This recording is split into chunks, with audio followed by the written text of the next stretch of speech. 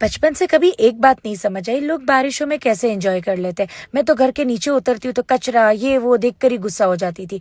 और अब समझ में आ रहा है बुढ़ापे पे बारिश में तो बहुत मजा आती है, खास करके जब आप हिल स्टेशन पे आओ। लेकिन जब मैं बचपन में हिल स्टेशन आई थी तो बारिश पे मजा नहीं आ रही थी। पता नहीं क्या इशू था बचपन और बुढ़ापे के ये फर्क में। लेकिन खैर, अब तो बच्चों के साथ हमने तो बहुत मजाक किया। हमने इतना सारा नाश्ता किया, फिर उसके बाद हम गए पूल में।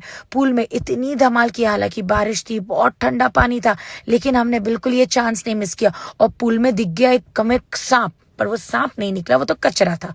फिर उसके बाद हमने मंगाया बहुत सारा वापस से दोपहर का खाना। पर दोपहर के खाने में हमने आलू पराठा और सैंडविच खाया, कुछ हैवी नहीं खाया।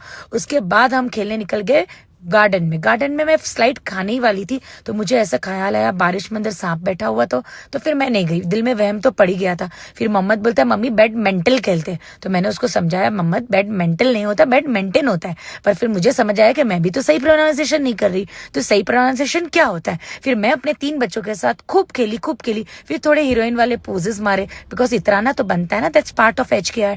फिर हम गए सारे टेबल टेनिस खेलने, फिर पूल खेला, फिर कैरम खेला और फर्स्ट शॉट में ही मैं जीत गई, मतलब एक गोटी मिल गई ऐसे। फिर उसके बाद हम गए डिनर करने और इस बार हमने तंदूरी नहीं खाई, तंदूरी आलू खाए, समझ रहे हो आप। फिर हम finally dinner done and back to home. काफी मजा आया डे 1 पे वैसे।